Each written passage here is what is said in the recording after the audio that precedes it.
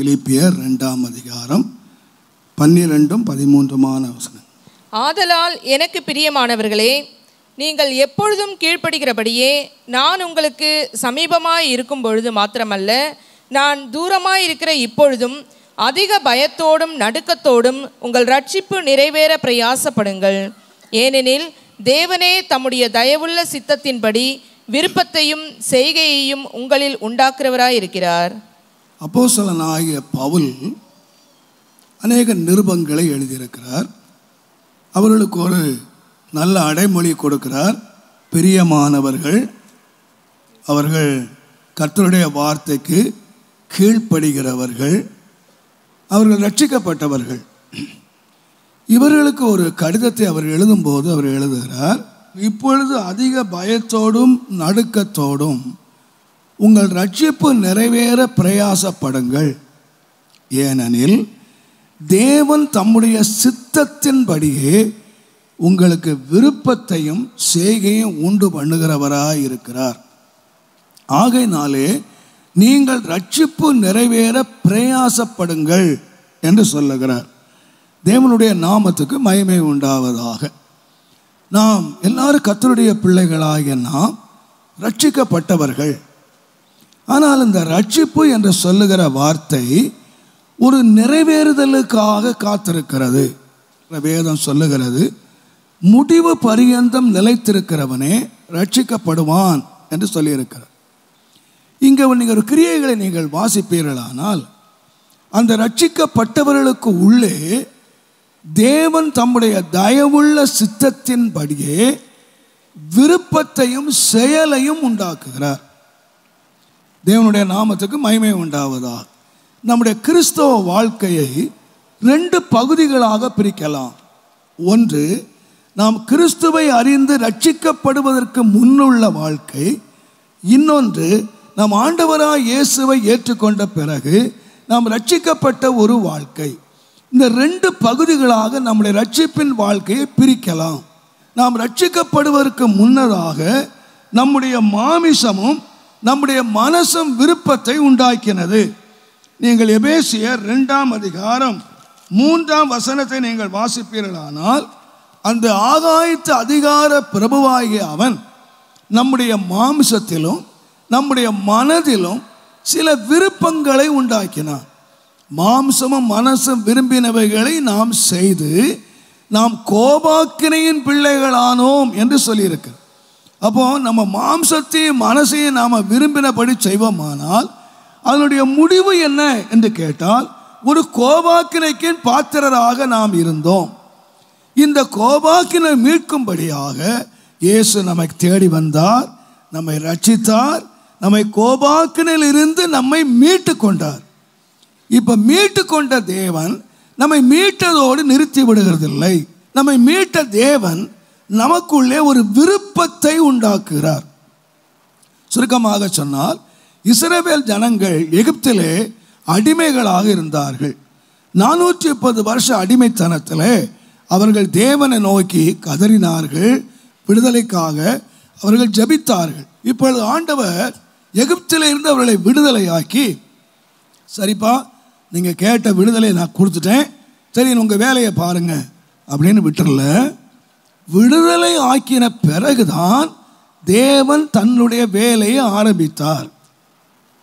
அவரை எதுக்கு விடுதலை ஆக்கினார்னா, ஒரு பெரிய திட்டத்தோடு விடுதலை ஆக்கினார். உங்களை எகிப்திலிருந்து நான் விடுதலை ஆக்கி உங்களை பாலும் தேனும் ஓடுகிற தேசத்தில் நான் கொண்டு போய் சேர்ப்பேன் என்று சொல்லி ஆண்டவர் ஆரம்பித்து அவர்களை விடுதலை ஆக்கி வெளியே கொண்டு வந்த பிறகு தன்னுடைய வேலையை அவர் ஆரம்பித்தார். காலையிலும் ராத்திரியிலும் மேக ஸ்தம்பத்திலே அக்கினி ஸ்தம்பத்திலே கர்த்தர் அவர்களுக்கு முன்னாலே சென்று அவர்களை நடத்த தொடங்கினார். இதுவரைக்கும் அவர்கள் நடத்தலை அறியாதவர்கள் இப்பொழுது தேவனுடைய நடத்துதலை அவர் அறிந்தார்கள். இப்போ தேவனாலே அவர்கள் நடத்தப்படுகிறார்கள். எதுவரைக்கும் நடக்கணும் என்று சொன்னால், தேவன் அவர்களுக்காக வாக்குத்தத்தம் பண்ணின பாலும் தேனும் ஓடுகிற தேசத்திலே அவர்கள் சேரும் வரைக்கும் தேவன் நடத்துவதற்கு உண்மை உள்ளவராயிருந்தார். அப்பொழுதுதான் இந்த விடுதலையினுடைய இந்த வேலை முற்று பெறுகிறது. எகிப்தில் இருந்து பெற்ற விடுதலை அல்ல முற்றுப்புள்ளி, அது ஆரம்பம். இந்த ரட்சிப்பினுடைய ஆரம்பம் எங்கே முற்று பெறுகிறது என்றால், தேவன் அவர்களை கொண்டு போய் சேர்க்க வேண்டிய தேசத்திலே அவர்களை சேர்க்கும் பொழுதுதான் முற்று பெறுகிறது. தேவனுடைய நாமத்துக்கு மகிமை உண்டாவதாக. அதே போல் இந்த புதிய ஏற்பாட்டிலே கர்த்தருடைய ஜனங்களாகிய தேவன் நம்மை மீட்டிருக்கிறார். நம்மை ரட்சித்த உடனே தேவன் நம்மை விட்டுறதில்லை. இப்போ ரட்சித்த உடனே என்ன செய்கிறார் என்று கேட்டால், அவருடைய சித்தம் ஒன்று இருக்கிறது. என்ன சித்தம்னு கேட்டால், நம்மை ரட்சிக்க நம்மை தேவன் ஒரு மகிமையின் ராஜ்யத்தில் கொண்டு போய் சேர்க்கும்படியாக தம்முடைய சாயலாக மாற்றி தம்முடைய ராஜ்யத்திலே கொண்டு போய் சேர்க்கும்படியாக. அதனால்தான் வேதம் சொல்லுகிறது, நம்மிலே வாசம் பண்ணுகிற பரிசுத்த ஆவியானவர் நம்மிலே வைராக்கிய வாஞ்சையாய் இருக்கிறார் என்று அதிகமான கிருபைகளை அளித்து தேவன் நம்மேல் என்ன செய்கிறார்னா வாஞ்சையாய் இருக்கிறார். இந்த வாஞ்சையுள்ள தேவன் என்ன பண்றார்னா விருப்பத்தை உண்டாக்குகிறார். கர்த்தருடைய நாமத்துக்கு மகிமை உண்டாவதாக. உதாரணமாக கற்பனையாக சொல்கிறேன், நான் நெல்லூரில் போய் மாடு வாங்கினேன், அதுக்கு விலையை கொடுத்தேன். இப்போ விலையை கொடுத்துட்டு அந்த மாட்டை நான் ஆவடி கொண்டு வரணும். இந்த ஆவடி கொண்டு வர்றதுக்கு அங்கே உள்ள ஒரு புரோக்கர்கிட்ட கொடுத்தேன். எப்போ இந்த மாட்டை கொண்டு ஆவடி கொண்டு போய் சேர்த்துரு அப்படின்னு. அவர் கழுத்தில் கண்ணி போட்டு இந்த மாட்டை இப்படி நடத்திக்கிட்டே வந்தார். இது நெல்லூர் எல்லை வரைக்கும் வந்துச்சு. இது எல்லையை தாண்டினோன்னு இனிமேல் எல்லையை தாண்டி வரமாட்டேன்னு முரண்டு பிடிச்சது. இது முரண்டு பிடிச்சா இவர் என்ன பண்ணுறாங்க, 2 அடி அடித்து பார்த்துருப்பாரு, இல்லைன்னா இழுத்து பார்த்துருப்பாரு, இல்லைன்னா சொல்லி பார்த்துருப்பாரு. சொல்லவே இல்லை. ஆனால் கடைசி என்ன பண்ணாருன்னா, அவர் எனக்கு ஃபோன் பண்ணார், பாஸ்டர் இந்த மாதிரி மாடு வரமாட்டேன்னு. இப்போ நான் என்ன சொன்னேன்னா, எப்பா நான் காசு கொடுத்து வாங்கிட்டேன், நீ எப்படி ஆகிலும் ஆவடி கொண்டு வந்து சேர்த்துரு. எவனாவது வண்டி கூலி பிடிச்சாவது, நீ வண்டியில் தூக்கி போட்டால் கையை காலை கட்டியாவது தூக்கி போட்டு எங்கே வந்து சேர்த்துரு ஆவடி. ஏன்னா அதுக்கு நான் என்ன கொடுத்துருக்கேன், கரையும் கொடுத்துருக்கேன். ஏன்னா அது என்ன ஆவடிக்கு வந்து சேரணும். நான் ஒரு 2000 ரூபா 3000 ரூபா கொடுத்து மாட்டை வாங்கின மாட்டையே நான் வைராக்கியமாக ஆவடி கொண்டுருவேன்னா, விலை மதிப்பில்லாத ரத்தத்தினாலே வாங்கப்பட்ட நம்ம வரமாட்டோன்னு முரண்டு பிடிச்சா நம்மளை விட்டுற மாட்டாரு. கையை காலை கட்டியாவது மூக்கெல்லாம் கயிறு போட்டாவது எங்கே கொண்டு சேர்த்துடணும், பரலோகத்தில் கொண்டு போய் உன்னை சேர்த்துடணும். இதுக்காக என்ன பண்ணுறாருன்னா, தேவன் வைராக்கிய வாஞ்சையா இருக்கிறாராம். எப்படி ஆகிலும் தேவன் சேர்க்க வேண்டிய இடத்துல இதை ரட்சிப்பை பண்ணி இந்த பூமியிலேயே விட்டுட்டு போயிடுறதுக்கு இல்லை, நம்ம இஷ்டம் போல விட்டுட்டு போயிடுறதுக்கு இல்லை, தம்முடைய சித்தத்தை நிறைவேற்றும்படியாக. அப்போ ரட்சிக்கப்பட்டவங்கிட்ட தான் என்ன ஆரம்பிக்குன்னு சொன்னால் தம்முடைய சித்தம் ஆரம்பிக்கிறது. ரட்சிக்கப்படாத ஒருத்தன், ஞான ஸ்நானம் பெறாத ஒருத்தன் உங்களுடைய சித்தம் போல் என்ன நடத்தும் அப்படின்னு ஜெபிக்க முடியாது, ஜெபிக்க கூடாது, அவனை நடத்தவும் மாட்டார். யாரை நடத்துவார்னா, அவன் ரட்சிக்கப்பட்டான், அவன் ஞான ஸ்நானம் பெற்றான், ஆண்டவர் கையில் அவனை ஒப்பு கொடுத்த வேளையிலே தேவன் தம்முடைய தயவுள்ள சித்தத்தின்படி அவங்கள்ட்ட என்ன உண்டாக்குனார். அப்போ ரட்சிக்கப்பட்ட பிறகு இப்போ ஒரு விருப்பம் உண்டாச்சு. முன்னால நம்முடைய மாமிசமும் நம்முடைய மனசும் ஒரு விருப்பத்தை உண்டாக்குச்சு. ஆனால் இப்போ யார் விருப்பம் உண்டாக்குறார்னா, ஆண்டவர் உள்ளே விருப்பத்தை தேவன் உண்டாக்குகிறார். எதற்காக என்று கேட்டால் நான் சொல்லுவேன், இந்த ரட்சிக்கப்பட்டோமே, இந்த ரட்சிப்பிலே உள்ள தேவ சித்தம் தேவன் நம்முடைய வாழ்க்கையிலே நிறைவேற்றும்படியாக. ஆகையினாலே தான் கர்த்தருடைய தாசன் ஆகிய தாவீது ஜெபம் பண்ணும்போது 2 சாமுவேல் 23ஆம் அதிகாரம் தயவு செய்து நீங்கள் 5வது வசனத்தை நீங்கள் வாசிப்பீர்களானால், என்னுடைய வீடு தேவனிடத்திலே இப்படி இராதோ, சகலமும் திட்டம் பண்ணப்பட்டிருக்கிற நிச்சயமான நித்திய உடன்படிக்கையை என்னுடன் அவர் செய்திருக்கிறார். ஆதலால் என்னுடைய எல்லா ரட்சிப்பும் எல்லா வாஞ்சையும் வளர்ந்து ஓங்க செய்யாரோ. இப்போ வாஞ்சை சொல்லுகிறது டிசைர், விருப்பம். இந்த விருப்பம் என்ன செய்யணும்னா வளரணும். ரட்சிக்கப்பட்ட உடனே நம்மகிட்ட இருக்கிற விருப்பத்தை காட்டிலும் தேவன் நமக்கு உடன்படிக்கை பண்ணியிருக்கிறார். எத்தனை பேரோடு தேவன் உடன்படிக்கை பண்ணியிருக்கிறார்? அல்லேலூயா. உடன்படிக்கை பண்ணாதவங்க சீக்கிரம் உடன்படிக்கை பண்ணுங்க.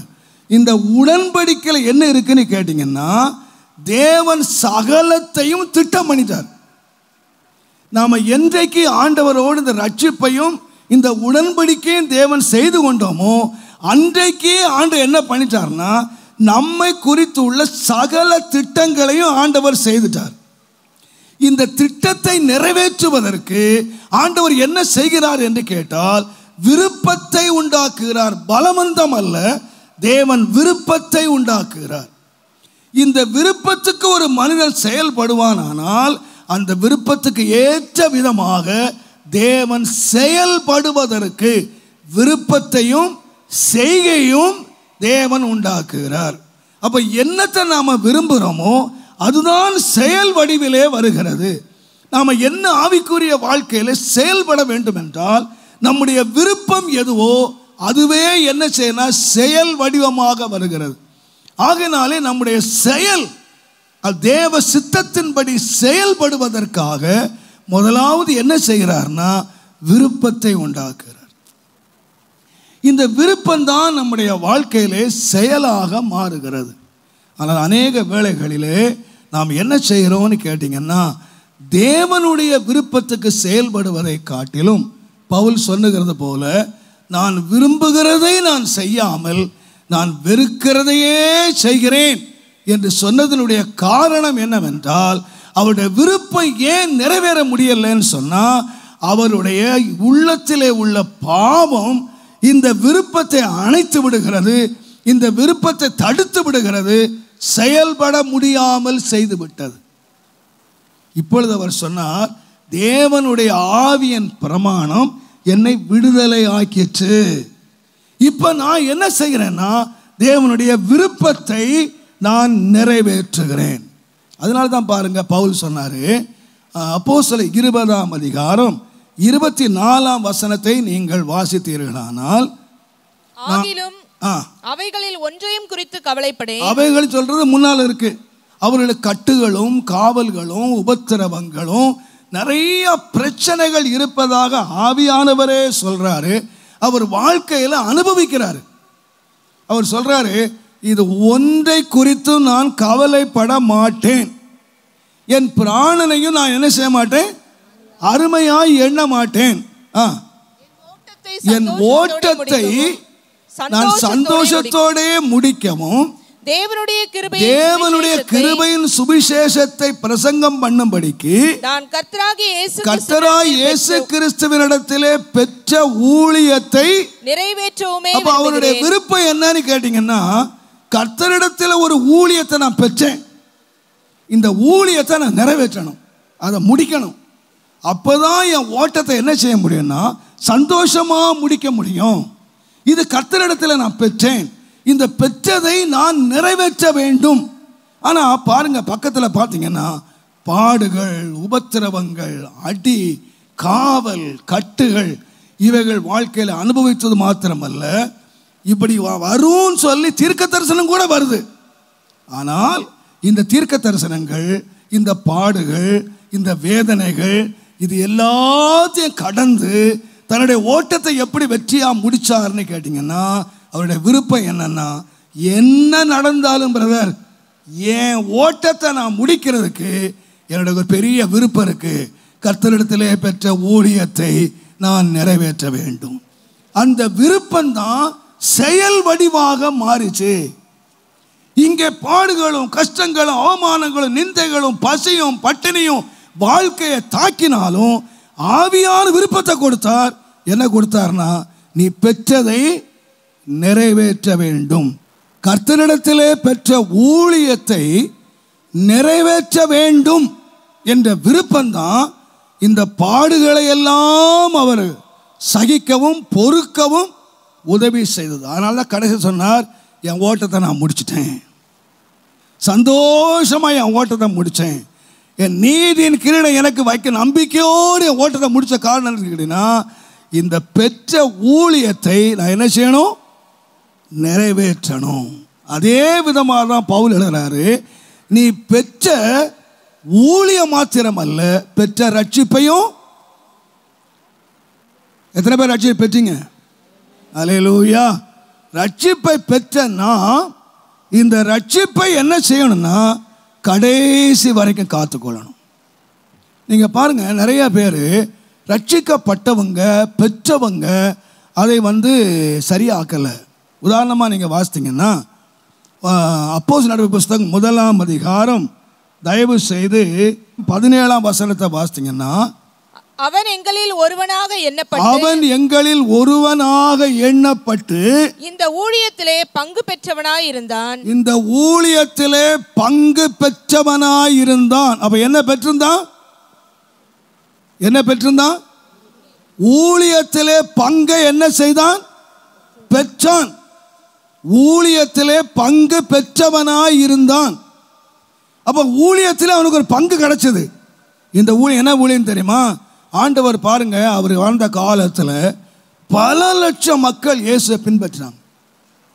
ஆனால் அத்தனை லட்சம் மக்களிலே ஆண்டவர் 12 பேரை தெரிந்தெடுத்தார், வேறு பிரித்தார். 12 பேரை தெரிந்தெடுத்து அவர்களுக்கு ஆண்டவர் சொன்னார், நான் உங்களுக்கு 12 சிங்காசனத்தை வச்சிருக்கேன். நீங்கள் 12 சிங்காசனத்திலே உட்கார்ந்து இந்த ஜனங்களை என்ன செய்வீங்கன்னா நியாயம் தீர்ப்பீர்கள். உங்களுக்காக ஒரு ஸ்தலத்தை நான் ஆயத்தம் பண்ண போகிறேன். அந்த ஸ்தலத்தை நான் ஆயத்தம் பண்ணின பிறகு நான் வருவேன், வந்து உங்களை அழைத்து கொண்டு போவேன், நீங்கள் என்னோடு கூட இருப்பீர்கள். அப்போ தேவன் அவர்களுக்காக ஒரு சிங்காசனம் ஆயத்தம் பண்ணினார், அவர்களுக்காக ஒரு இடத்தை ஆயத்தம் பண்ணினார். இவ்வளவு ஆயத்தம் பண்ணி இந்த ஊழியத்துக்காக இந்த 12 பேரை தெரிந்தெடுத்தார். ஆனால் வேதம் சொல்லுகிறது, அந்த 12 பேரை அவர் தெரிந்தெடுத்த பொழுது அப்போஸ்தலர் 1ஆம் அதிகாரம் 24ஆம் வசனம் சொல்லுகிறது, இந்த இழந்து போன ஊழியம். யூதாஸ் எதை இழந்து போயிட்டான்? பெற்றதை இழந்து போயிட்டான். பெற்ற சிங்காசனத்தை இழந்து போயிட்டான். பெற்ற இடத்தை இழந்து போயிட்டான். ஏன்னு கேட்டீங்கன்னா, தேவன் அவனுக்குள்ளே சிங்காசனத்தை குறித்தும் தேவன் அவனுக்குள்ளே பல விருப்பங்களை உண்டாக்கினாலும் அவன் விருப்பம் எங்க இருந்து கேட்டீங்கன்னா 30 வெள்ளிக்காசுக்கும் அதனாலே ஒரு குயவ நிலத்தை வாங்குவதற்கும் அவனுடைய எண்ணங்கள் வேறு விதமாய் இருந்ததினாலே அவன் இந்த ஊழியத்தை என்ன செய்ய முடியலைன்னு சொன்னா நிறைவேற்றி முடிக்க முடியவில்லை. அவனுடைய ஊழியம் பாதியிலேயே முடிஞ்சு போச்சு, அவனுடைய வாழ்க்கை பாதியிலேயே முடிஞ்சு போச்சு. நீங்கள் இன்னும் வாசிப்பீர்களானால் இந்த சிம்சோனை எடுத்து பாருங்கள். சிம்சோன் பிறக்கிறதுக்கு முன்னாலேயே பெயரிடப்பட்டான். ஆண்டவர் அவன் பெற்றோர்கிட்ட சொன்னார், இந்த சிம்சோன் மூலமாக நான் பெலிஸ்தியரை ரட்சிப்பேன். அவனை குறித்து ஒரு பெரிய திட்டத்தை தேவன் சொன்னார். அவருக்கு ஒரு பெரிய திட்டம் இருந்துச்சு. அதனால தான் நீங்கள் நியாயாதிபதி புத்தகம் 13ஆம் அதிகாரம் கடைசி 2 வசனத்தை நீங்கள் வாசித்தீங்கன்னா, அந்த பிள்ளை வளர்ந்தது, அந்த பிள்ளையை கர்த்தர் ஆசீர்வதித்தார். அந்த பிள்ளை சேராவுக்கும் சேனுக்கு நடுவே இருந்த பொழுது கர்த்தர் அந்த பிள்ளை என்ன செய்தார்? ஏவ தொடங்கினார். அவன் என்ன செய்தார்?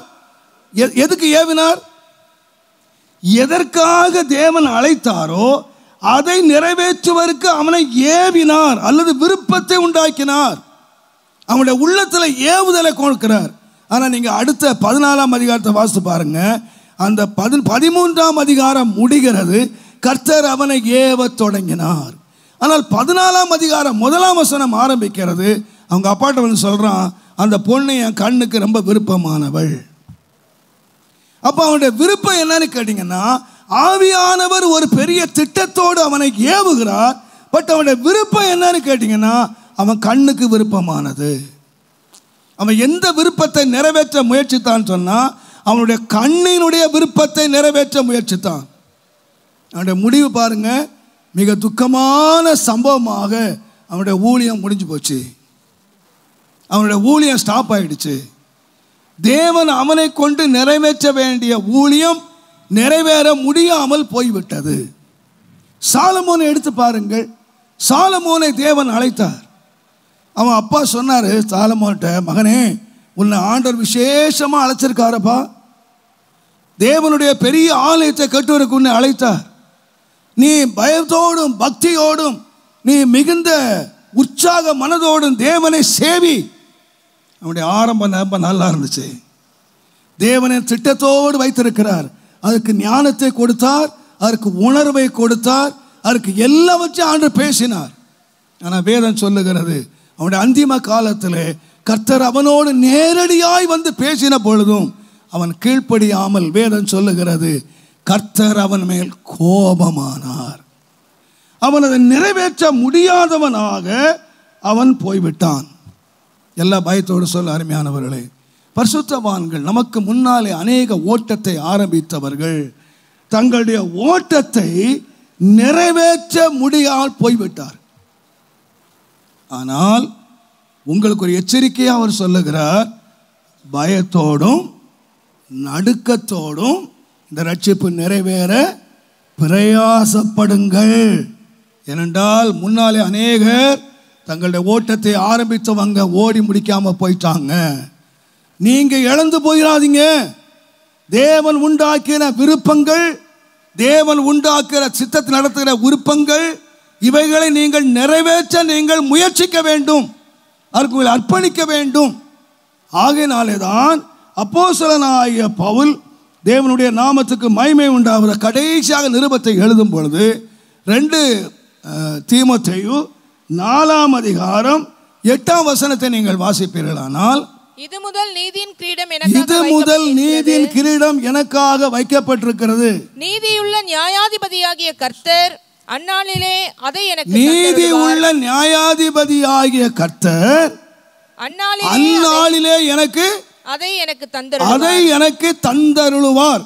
எனக்கு மாத்திரமல்ல. நல்லா கவனிங்க, அவர் சொல்றாரு நல்ல போராட்டத்தை போடிட்டாராம், ஓட்டத்தை முடிச்சிட்டாராம். இது முதல் என்ன வச்சிருக்கு? நீதியின் கிரீடம் எனக்காக வைக்கப்பட்டிருக்கிறது. எல்லாம் ஓட்டத்தை முடிச்சிட்டப்பா, நீதி வைக்கப்பட்டிருக்கு. இப்போ பாருங்க, அவர் சொல்லலை நான் ஓட்டத்தை முடித்த மாதிரி நீங்களும் ஓட்டத்தை முடிச்சிட்டிங்கன்னா, நான் போராடின மாதிரி நீங்களும் போராடி முடிச்சிங்கன்னா வந்து உங்களுக்கு என்ன கிடைக்கும்? அப்படி சொல்லலை. என்ன சொன்னார்னா, அவருடைய பிரசன்னமாகுதலை விரும்புகிற யாவருக்கும் பிரசன்னமாவார் என்று தெரியும். நான் சொல்றேன், நம்முடைய ரட்சிப்பினுடைய எண்டு என்ன? ரட்சிப்பினுடைய முடிவு என்ன? பவுல் சொன்னாரு, நாம் கிறிஸ்துவுக்குள்ளே மரித்தவர்கள் முதலாவது எழுந்திருப்பார்கள், பின்பு உயிரோடு இருக்கிற நாமும் அவருக்கு எதிர்கொண்டு போக மேகத்திலே எடுத்துக்கொள்ளப்பட்டு நாம் என்றென்றைக்கு அவரோடு கூட இருப்போம். அப்ப நம்முடைய லக்கு என்ன சொல்லுங்க? கர்த்தருடைய வருகை தான் லக்கு. அவர் ஒரு நாள் வருவார். அவர் வருகிறது தான் நம்முடைய ஊழியத்தினுடைய லக்கு, நம்முடைய ரட்சிப்பினுடைய லக்கு. நம்முடைய முடிவு என்னன்னு கேட்டீங்கன்னா, கர்த்தர் வரப்போறார். நம்ம எல்லாருக்கும் இயேசு வரப்போறாருன்னு தெரியும். ஆனால் எத்தனை பேர் இயேசுவினுடைய வருகை விரும்புகிறவங்க? எத்தனை பேர்? அல்லேலூயாவா, கர்த்தருக்கு ஸ்தோத்திரம். கர்த்தர் வருகையை அறிஞ்சிருக்கிறது வேறு, கர்த்தருடைய வருகையை விரும்புகிறது வேறு. நான் உங்களுக்கு ஒரு சம்பவம் சொல்கிறேன், பழசு தான் சொன்னதை சொல்கிறேன். நான் ஒரு கிராமத்து வாசி, ஒரு பக்கா கிராமத்தில் நான் பிறந்தேன். எங்கள் அப்பா சென்னையில் இருந்தாங்க. சென்னையில் இருந்துட்டு வருஷத்துக்கு ஒரு முறை எங்கள் அப்பா வருவாங்க. சென்னையில் இருந்து அந்த கிராமத்துக்கு வருவாங்க. வரும்போது அந்த கிராமத்தில் கிடைக்காத பழம், நான் நிறையா பழம்லாம் இப்போ எல்லா கிராமத்துக்கு வந்துடுச்சு, அப்போல்லாம் நிறையா பழங்கள் சிட்டியில் கிடைக்கிற பழம் கிராமத்தில் கிடைக்காது. அப்போ எங்கள் அப்பா என்ன பண்ணார்னா, நிறைய ஃப்ரூட்ஸு, இந்த நிறைய மெட்ராஸ் ஸ்வீட்டு, அல்வா, இதெல்லாம் பெரிய பேக்கேஜில் கொண்டுருவார். பெரிய பேக்கேஜ் வரும். அப்போ எங்களுக்கு தெரியும், எங்கள் அப்பா வரும்போது என்ன வரும்? கூடவே பேக்கேஜ் வரும்னு தெரியும். நல்ல நல்ல புது புது ட்ரெஸ்ஸு, இந்த கிராமத்தில் போடுற பட்டிக்காட் ட்ரெஸ் எல்லாம் வராது, நல்ல சூப்பர் ட்ரெஸ் அப்பா இட்டு வருவார். அதனால அப்பா வருஷத்துக்கு ஒரு முறை வர்றாருன்னா எங்களுக்கு பெரிய பண்டிகை. எங்கள் அப்பா ஒரு மாதத்துக்கு முன்னால் லெட்டர் போடுவார். மே மாதம் 20ஆம் தேதி வர்றேன்னு வச்சுக்கோங்க, லெட்டரை கிடச்சி எங்கள் அம்மா சொல்லுவாங்க, ஏய் அப்பா மே மாதம் 20ஆம் தேதி வர்றாங்களாம். எப்பா அண்ணன் தம்பி 2 பேர் முகத்தை பார்த்தீங்கன்னா அப்படியே 2.25 மணி மாதிரி இருக்கும். அப்பா வராங்களாடா, அப்பா வராங்களா. எங்கள் சொந்தக்காரங்க வீட்டில் போய் ஸ்கூலில் படிக்க போனோம், டேய் தெரியுமாடா எங்கள் அப்பா மே மாதம் 20ஆம் தேதி வராங்க. பள்ளிக்கூடத்தில் போனால் அதான் சுவிசேஷம், எங்கள் சொந்தக்கார வீட்டு போனால் அதான் சுவிசேஷம். எங்கே போனாலும் எங்கள் சந்தோஷம் என்னென்னா, எங்கள் அப்பா வராரு, எங்கள் அப்பா வராரு, எங்கள் அப்பா வராரு, எங்கள் அப்பா ஒரே விருப்பம், எங்கள் அப்பா வராரு, எங்கள் அப்பா வராரு. ஏன் சாக்லேட் வருது, சாத்துக்குடி வருது, சப்போட்டா வருது, என்னெல்லாமோ வருது. அதனால் எங்கள் சந்தோஷத்தை அடக்கவே முடியாதுங்க. அவங்க எல்லாம் யாரை பார்த்தாலும் சொல்கிறது, எங்கள் அப்பா வராரு, எங்கள் அப்பா வராரு, எங்கள் அப்பா வராரு. மே மாதம் பிறந்துட்டா நாங்கள் 2 பேரும் படுத்திருப்போம். யார் முந்தி எழும்புறானோ அவன் முதல்ல போய் டேட்டை கழிப்பான். நான் 1ஆம் தேதி ஒரு வேளை கழிச்சிருவேன், எங்கள் அண்ணன் பார்ப்பான், அவன் அடுத்த பேப்பரை கழிப்பான். 2 பேரும் சேர்ந்தா 20ஆம் தேதி வர்ற காலண்டர் எங்கள் வீட்டில் 10ஆம் தேதியே மே மாதம் பிறந்துடும். 2 பேரும் அப்படி கழிச்சு அப்பா வராரு, அப்பா வராரு கிழிச்சு 10ஆம் தேதியே வந்துடும். எங்கள் அப்பா வர்ற நாள் என்ன சந்தோஷம் தெரியுமா? அப்பா எங்களை கட்டி பிடிச்சி முத்தம் கொடுத்து அவர் வந்து எங்களுக்கு அந்த ஸ்வீட்டெல்லாம் கொடுத்து அந்த பழம்லாம் கொடுத்தா அப்பா எங்களுக்கு பயங்கர குஷி, ஒரே மகிழ்ச்சி தான். ஆனால் நாங்கள் வளர்ந்தோம், கூடவே கொஞ்சம் வாலும் வளர்ந்துச்சு. வளர வளர கொஞ்சம் மீசை வளர்ந்துச்சு, கொஞ்சம் ஆள் வளர்ந்தோம், அதோட கொஞ்சம் வாலும் வளர்ந்துச்சு. எங்கள் அம்மா டெய்லி எழுத ஆரம்பித்தாங்க, பாருங்கள் உங்கள் பையங்களுக்கு நீங்கள் இல்லையா, ரொம்ப குளிர் விட்டு போச்சு, என்ன மதிக்கிறதே இல்லை, நான் சொல்கிறத கேட்குறதே இல்லை, அவனுங்க இப்படி ஊர் சுற்றுறானுங்க, இந்த மாதிரி பண்ணுறாங்கன்னு டெய்லி ரிப்போர்ட் மேலே போய்கிட்டே இருந்துச்சு. இப்போ அப்பா லெட்டர் போட்டார், இப்போ அப்பா வர போகிறாரு. என்ன லெட்டர் போட்டார் தெரியுமா? இந்த முறை இந்த பசங்களுக்கு நான் சாக்லேட் வாங்கிட்டு வர போகிறதில்ல, சாத்துக்குடி வாங்க போகிறதில்ல, எதுவுமே வாங்க போகிறதில்ல, ஆனால் இவங்க 2 பேருக்கு 2 பெரம்பு தான் வாங்கிட்டு வர போகிறேன். எங்கள் அம்மா சொன்னாங்க, டேய் நீங்கள் பேச்சை கேட்க மாட்டேன்றீங்கல்ல, என் சொல்ல கேட்க மாட்டேன்றீங்கல்ல, இரு அப்பா வரட்டும். 2 பெரம்பு கொண்டு வராறாங்க. இப்போ எங்களுக்கு பக்கம் நடிக்குது. அப்பா வர நாள் நெருங்கியாச்சு, மே மாதம் பிறந்தாச்சு, நானும் கிழிக்கல, எங்கள் அண்ணனும் கிழிக்கல, 2 பேரும் டேட்டை கிழிக்கவே இல்லை. நாங்கள் கிழிக்கிறோமோ கிழிக்கலையோ, நாங்கள் விரும்புகிறோமோ விரும்பலையோ, நாங்கள் ஆயத்தமாக இருக்கிறோமோ ஆயத்தமாக இல்லையோ, 20ஆம் தேதி அப்பா வந்துட்டாரு. வர வந்துட்டாரியா? உங்களுக்கு தெரியுமா, முன்னால் மே 20ஆம் தேதி வந்தால் நாங்கள் காலையில் பிரேக்ஃபாஸ்ட் சாப்பிட்டுட்டு நேராக ஸ்டேஷனுக்கு போயிடுவோம். அது சாயங்காலம் 5 மணி தான் ட்ரெயின் வரும். ஆனால் நாங்கள் காலையிலேயே உட்காந்துக்கிட்டு வண்டியை பார்த்துக்கிட்டு அப்பா வராரு, அப்பா வராரு, அப்பா வராரு. அது இப்போவே நம்ம வண்டி ரயில்வே எப்படி வருது உங்களுக்கு தெரியும். சாயங்காலம் 5 மணிக்கு வரனா காலையில் 5 மணிக்கு வந்தால் கூட வரும். ஆனால் அந்த காலத்துக்கு எப்படி வரும்னு தெரியும். ஆனால் நாங்கள் காலையிலே போயிட்டு வண்டி வர்ற திசையை பார்த்துக்கிட்டே உட்காந்துருப்போம். வண்டி வருது, அதுதான் டைம் தான் வரும். ஆனால் இத்தனை வருஷம் போன நாங்கள் இப்போ போகலை. ஏன்னா எங்கள் அப்பா எப்படி உதைப்பார்னு எங்களுக்கு அனுபவத்தில் தெரியும். உங்களை மாதிரி அப்பாலாம் எங்கள் அப்பா இல்லை. அவருக்கு ரொம்ப நேசிக்கவும் தெரியும், பின்னவும் தெரியும். எங்கள் அப்பா கொடுத்தாருன்னா கண்டிப்பாக புளி காய்ச்சி ஒத்தலம் கொடுக்கணும். அந்த மாதிரி நாங்கள் அநேக வசனங்களுக்கு கூட மறந்துடுவேன். ஆனால் எங்கள் அப்பா அடித்த அடியை இன்ன வரைக்கும் மறக்கலை. பட்டப்பட்டியாக தீர்த்துருவார். எங்கள் ஊரில் இந்த பூலாத்தி சண்டுன்னு ஒரு மரம் இருக்குது. அந்த விழாரை எடுத்துகிட்டு கொடுத்தாருன்னா இந்த பக்கம் அடித்தா அந்த பக்கம் சுற்றி அடிக்கும். அந்த மாதிரி கொடுப்பாரு. ஒத்த பின்னினாரு. அதனால அப்போ என்ன போட்டிருக்காரு, பெரம்போட வரட்டுமா வர்றேன்னு சொல்லியிருக்காரு. இந்த பெரம்பை எங்கே பாத்திரக்கூடாது, ஸ்டேஷன்லே பாத்திரக்கூடாது, மத்திய ஆகாயத்திலே பாத்திரக்கூடாது. அதனால் வீட்டு வரைக்கும் வரட்டும்னு வீட்டே உட்காந்துருந்தோம். வீட்டில் பெரம்பு தான் வந்துச்சு. ஏன் நாங்கள் இப்போ விரும்பலன்னு சொன்னால், அப்பா அதே அப்பா, பிள்ளைங்க அதே பிள்ளைங்க. 10 வருஷத்துக்கு முன்னால் விரும்பின நாங்கள் இப்போ நாங்கள் விரும்பல. ஏன்னா என்ன தெரியும்னு கேட்டீங்கன்னா எங்களோட கிரியை எங்களுக்கு தெரியும். எங்கள் கிரியை அன்பை கொண்டு வராது, சாக்லேட்டை கொண்டு வராது, பலனை கொண்டு வராது, பெரம்ப கொண்டு வரும்னு தெரியும். பிரதர், ரிசல்ட் பார்க்கறதுக்கு நீங்கள் எக்ஸாம் வரைக்கும் ரிசல்ட் வர காத்திருக்க வேண்டிய அவசியமே இல்லை பிரதர். அது எஸ்எல்சிக்கு பார்க்கணும், பிஏ படிக்கிற பார்க்கணும். இந்த ரிசல்ட்டை நீங்கள் இப்போ பார்த்துடலாம். உங்களுக்கே தெரியும் நாம் போவோமா, சந்திக்கிறதுக்கு ஆயத்தமாக இருக்கிறோமா. பரிசுத்தமாக இருக்கிறவன் இன்னும் பரிசுத்தமாகு, நீதி செய்கிறவன் நீதி செய். உனக்கு தெரியும் நான் செய்கிற நீதி எனக்கு என்ன பலனை கொண்டு வரும், நான் வாழ்கிற பரிசுத்த வாழ்க்கை என்னத்தை கொண்டு வரன்னு உனக்கு தெரியும். நீ பண்ணுற அயோக்கியத்தனம் உனக்கு என்ன பலனை கொண்டு வரும் தெரியும். அநீதி செய்கிறவன் செய், அநியாயம் செய்கிறவன் செய்துக்கிட்டே இரு. ஆனால் என்னுடைய பலனை என்ன கொண்டு வரும். அதனால தான் பவுல் எழுதினாரு, எப்பா இந்த விரும்பணுப்பா. அப்போ எப்போ விருப்பம் வரும்னு சொன்னால் என் வாழ்க்கையில் ஒன்றும் இல்லை, என் கையில் ஒன்றும் இல்லை, என் ஜீவியத்தில் ஒன்றும் இல்லை.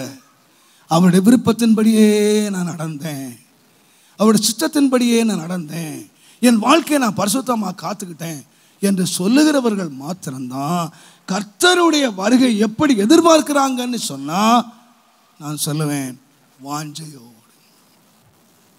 கர்த்தருடைய வருகை பிரசங்கிக்கிறது லகு, கர்த்தருடைய வருகை கேட்டு கைத்தட்டுறது ரொம்ப லகு. பட் நம்பையே நாம் ஆராய்ந்து பார்த்துக்கணும். அவருடைய பிரசன்னமாகுதலை விரும்புகிற யாவருக்கும் அந்நாளிலே கர்த்தர் தருவார். அப்போ பவுல் சொன்னார், எப்பா உங்கள் வாழ்க்கை எப்படி வச்சுக்கங்கன்னு சொன்னால் அந்த பிரசன்னமாகுதலை விரும்புகிற மாதிரி வாழ்க்கையை வச்சுக்கோங்க. அதுக்கு தான் ஆவியானவர் ஏவுறாரு. ஆவியான உங்களுக்கு துணை நிற்கிறார். கர்த்தருடைய நாமத்துக்கு மகிமை உண்டாவதாக. ஆகையினாலே உங்கள் ரட்சிப்பு நிறைவேற நீங்கள் தேவனுடைய தயவுள்ள சித்தத்தின்படியே அவருடைய விருப்பத்துக்கும் செய்கையும் ஆண்டவர் உண்டாக்குகிறார். ரெண்டாவதாக ஆண்டவர் உண்டாக்குற மனிதனுடைய வாழ்க்கையிலே, ஒரு ரட்சிக்கப்பட்ட மனிதனுடைய வாழ்க்கையிலே என்ன உண்டாக்குகிறார் என்று சொன்னால் ரோமர் 9ஆம் அதிகாரம் 1ஆம் வசனம். எனக்கு மிகுந்த துக்கமும் இடைவிடாத மனவேதனையும் உண்டாயிருக்கிறது. எனக்கு மிகுந்த துக்கமும் இடைவிடாத மனவேதனையும் என்ன செய்யிருக்கு உண்டார். பவுல் எழுதுறாரு, எனக்கு ரொம்ப துக்கமா இருக்கு, இடைவிடாத மனவேதனை. எதுக்கு? சாப்பாட்டுக்கு இல்லைன்னா, கஷ்டத்தை பார்த்தா, பிரச்சனையை பார்த்தா. நீங்கள் 9ஆம் அதிகாரம் முழுவதும் வாசித்தீங்கன்னா அந்த இஸ்ரவேலரை பற்றி எழுதிவிட்டு அவங்களுக்கு வாக்குத்தத்தம் அவங்களுடையது, எல்லாம் அவங்களுடையது. ஆனால் 10ஆம் அதிகாரத்தில் எழுதுகிறார், இஸ்ரவேலர் ரட்சிக்கப்பட வேண்டும் என்பதே என்னுடைய விருப்பமும் தேவனை நோக்கி செய்யும் விண்ணப்பம். தேவன் ஒரு விருப்பத்தை உண்டாக்குனாரு. என்ன விருப்பம்னு கேட்டால், இஸ்ரவேலர் ரட்சிக்கப்பட வேண்டும் என்பதே தேவனுடைய உண்டாக்கின விருப்பம். அப்போ ஆண்டவர் ரெண்டாவது விருப்பத்தை உண்டாக்குறார். ஒன்று, நம்ம ரட்சிப்பு நிறைவேறி நம்முடைய ஓட்டு சந்தோஷம் பிடிக்கணும், அது தேவன் உண்டாக்குற ஒரு விருப்பம். ரெண்டாவது, ரட்சிக்கப்பட்ட மனிதனுடைய உள்ளத்தில் தேவன் உண்டாக்குற அடுத்த விருப்பம் என்ன, உண்டாக்குற துக்கம் என்னவென்றால், எப்படி ஆகிலும் என் ஜனங்கள் ரட்சிக்கப்பட வேண்டும். ஒரு உண்மையாய் ரட்சிக்கப்பட்ட ஒரு மனுஷனுடைய வாழ்க்கையிலே அடுத்தது உண்டாக வேண்டிய என்ன கேட்டிங்கன்னா, ரட்சிக்கப்படாத மற்றவர்களை குறித்து உள்ள துக்கம், வருத்தம், வேதனை, ஜபம் ஒரு மனுஷனுடைய வாழ்க்கையில் உண்டாயிருக்கணும். அதனால்தான் பவுல் சொன்னார் பாருங்க, எனக்கு அந்த துக்கத்தை விடவே முடியலை, இடைவிடாத மனவேதனை, எனக்கு துக்கம், என் ஜபம் என்னன்னு கேட்டிங்கன்னா, எப்படியாலும் ஜனத்தை ரட்சியும் ஆண்டவரே, என் ஜனத்தை ரட்சியும் ஆண்டவரே. அதுதான் என்னுடைய வாஞ்சை, அதுதான் என் விருப்பம், அதுதான் என்னுடைய கண்ணீர், அதுதான் என்னுடைய வேண்டுதல், அதுதான் என்னுடைய கதறுதல், அதுதான் என்னுடைய துக்கம், என் ஜனத்தை எப்படியாவது ரட்சியம் ஐயா. அதனால்தான் அவர் சொன்னார், நான் ஒருவனுக்கும் அடிமைப்படலை. 2 அப்போஸ்தலனாகிய பவுல் கொரிந்தியர் 1 கொரிந்தியர் 9ஆம் அதிகாரம் 19ஆம் வசனத்தை நீங்க வாசித்தீங்கன்னா, நான் ஒருவருக்கும் அடிமைப்படாதவனாய் இருந்தும் நான் அதிக ஜனங்களை ஆதாயப்படுத்திக் கொள்ளும்படியாக என்னைத்தானே எல்லாருக்கும் அடிமையாக்கினேன். அப்போ அவருக்கு ஆசை என்ன சொல்லுங்க? எவ்வளவு ஜனத்தை ரட்சிக்கணும்? அதிகமான, எவ்வளவு அதிகமாக ஜனங்களை ரட்சிக்கணுமோ அவ்வளவு அதிகமாக ஜனங்களை ரட்சிக்கணும். ஏனென்று கேட்டால் அதுதான் மகிழ்ச்சி. நீங்களே என்னுடைய மகிழ்ச்சி என்று சொன்னார். அப்போ நாம் கர்த்தருடைய வருகைக்கு எதிர்பார்த்து கொண்டிருக்கிறோம், ஒரு ராஜ்யத்துக்கு எதிர்பார்த்து கொண்டிருக்கிறோம் என்றால் அடுத்தது என்ன செய்யணும்னு கேட்டிங்கன்னா, நமக்கு ஒரு விருப்பம் உண்டாகணும், எப்படியாலும் ஜனங்களை ரட்சிக்கணும். ஏன்னு கேட்டால் நீங்கள் லூக்கா 16ஆம் அதிகாரம் 9ஆம் வசனம் வாசிங்க. லூக்கா 16:9. நான் உங்களுக்கு சொல்லுகிறேன், நீங்கள் மாளும்போதுனா சாகும்போது, சரியா சொன்ன நீங்கள் அப்ப நம்ம என்ன செய்வோம்? என்ன கப்சு இந்த சாவு வார்த்தை எடுத்தாலே நம்ம ஆளுங்க அரண்டு போயிடுறாங்க. இன்னைக்கு பாஸ்டர் சாவு பற்றி பேசுறாரு. ஆண்டவர் அன்றைக்கே பேசிட்டு போயிட்டாரு. யார்கிட்ட? அப்போஸ்தலர்கிட்ட. நீங்கள் சாகும்போது உங்களை நித்தியமான வீட்டிலே ஏற்றுக்கொள்வார் உண்டாகும்படி அநீதியான உலக பொருளால் உங்களுக்கு சிநேகிதரை என்ன செய்யுங்க? சம்பாதிங்க. அப்பா நீ என்னத்தை சம்பாதிக்கிறியோ ஒன்ன சம்பாதிச்சுக்கப்பா. யாரை சம்பாதிச்சுக்க? ஃப்ரெண்ட்ஸ். இந்த உலகத்தில் பாருங்க, நமக்கு சம்பாதிக்கிற ரொம்ப இஷ்டம், நிறைய சம்பாதிக்கிறோம். சம்பாதிச்சு என்னெல்லாமோ சம்பாதிச்சு வைக்கிறோம். எதுக்கு சம்பாதிக்கணும்னு தெரியாமலே சம்பாதிக்கிறோம். ஆனால் சம்பாதிச்சா இதில் ஒரு தொடப்பு குச்சி கூட கொண்டு போக போகிறதில்ல, இல்லையா? எதையாவது கொண்டு போக போகிறோமா? கொண்டு போக போகிறதில்ல. அப்போ இதெல்லாம் நம்ம பாடுபட்டு சம்பாதிக்கிறோம். அவர் சொல்கிறாரு, உனக்கு உலக பொருளை ஆண்டவர் கொடுத்துருந்தா அந்த உலக பொருளை வச்சு என்ன செய்யனா, உனக்கு ஃப்ரெண்ட்ஸை சம்பாதி. எந்த ஃப்ரெண்டுனா, உன்னை சினிமா கோட்டை கூட்டு போகிறவன், உன்னை டாஸ்மார்க் கூட்டு போகிறவன், வேற எங்கேயாவது கூட்டு போகிறவன் இல்லை. நீ பரலோகம் வரும்போது அங்க உன்னை வரவேற்கிறதுக்கு ஃப்ரெண்ட்ஸ் நிற்கணும். அப்போ நான் என்ன சொல்லுவேன்னா, பணம் செலவழிச்சு நிறைய ஃப்ரெண்ட்ஸை மேலே அனுப்புங்க. மேலே போகிற ஃப்ரெண்ட்ஸாக பாருங்க. அவங்க மேலே போய் என்ன செய்யணும்னா, நீங்கள் அங்கே மேலே வரும்போது, நீங்கள் ஒரு நாள் வருவீங்கல்ல, ஃப்ரெண்ட்ஸ் எல்லாம் முன்னால் போயிட்டாங்க. நம்ம ஒரு பாட்டு பாடுவோம், நம்முடைய முற்பிதாக்கள் எல்லாம் முன்னாலே போயிட்டாங்க, நம்முடைய ரட்சிக்கப்படாதவங்கெல்லாம் போயிருக்காங்க, அவங்களும் வரவேற்க மாட்டாங்க. ஆனால் நீங்கள் நண்பர்களை தேடணும். எதுக்குன்னா, பரலோகத்துக்கு அனுப்புகிற நண்பர்களை உங்கள் உலக பொருளாலே சம்பாதிங்க. அவங்க என்ன செய்வாங்கன்னா, நீங்கள் மேலே வரும்போது உங்களை ஏற்றுக்கொள்வாங்க. நான் சில வேளைகளில் யோசிப்பேன், நாங்கள் ட்ரெயினில் பிரயாணம் பண்ணும்போது,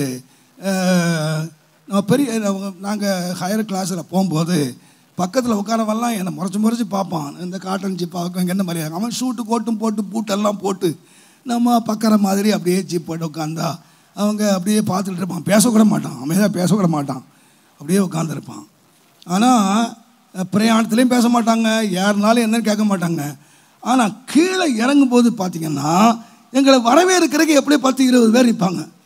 இப்போதான் இவங்க மேலைகளே பார்ப்பாங்க, என்னடா இது பக்கிற மாதிரி உட்கார்னா, இங்கே வரவேற்கிறதுக்கு 20 பேர் வந்திருக்கான்னு ஒன்றுதான் இங்கே கிரேடு ஏறிடும். ஓஹோ, அப்போ நம்ம கூட வந்தது யாரு? பெரிய ஆளு. இன்னும் கொஞ்சம் கூட வந்தாங்கன்னா 3 கார் நிற்கும் அங்கே.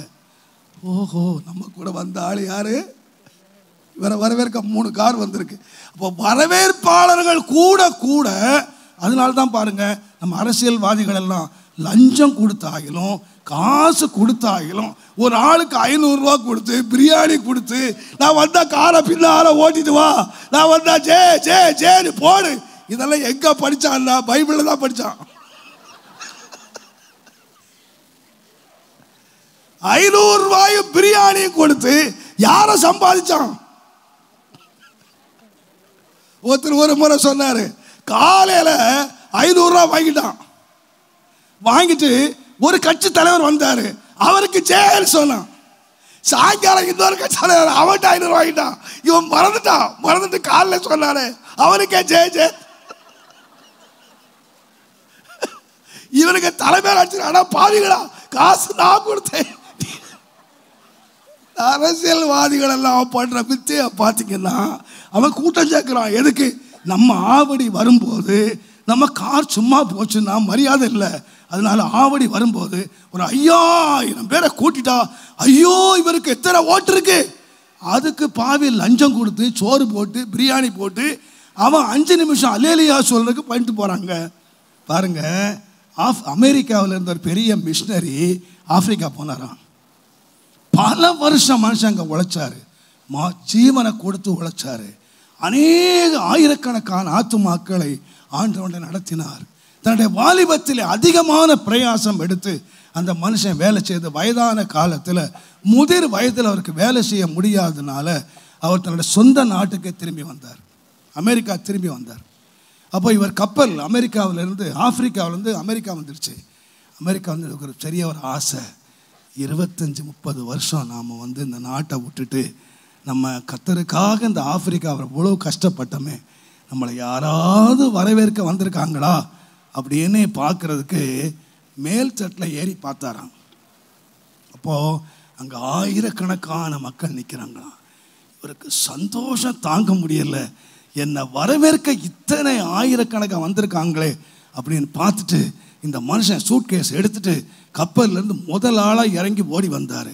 ஆனால் ஒருத்தன் கூட இவரை பார்க்கல. எல்லாரும் கப்பலை பார்த்து நிற்கிறான். இவர் நம்மளை தேடி யாராவது வந்தாங்கன்னா ஒருத்தன் வரல.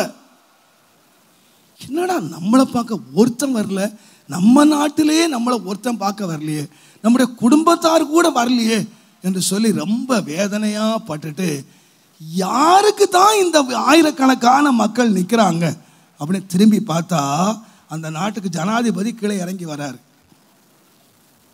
ஜனாதிபதியை பார்த்த உடனே இவங்க எல்லாரும் கரகோஷம் பண்ணி கைத்தட்டி ஒரே கரகோஷம் பண்ற. இந்த மனுஷனுடைய இருதயம் உடைஞ்சு போய் முழங்கால் படிக்கட்டு, ஆண்டவரே, நான் இத்தனை வருஷம் இந்த ஆப்பிரிக்க காட்டில் கொசுக்கடியும் ஜுரமும் வேதனையும் பாடுகளையும் நான் அனுபவித்து நான் ஊழியம் செய்தேன். எனக்கு ஒருத்தர் ஹானர் பண்ணுறதுக்கு இந்த நாட்டில் இல்லை, ஒருத்தர் இல்லை.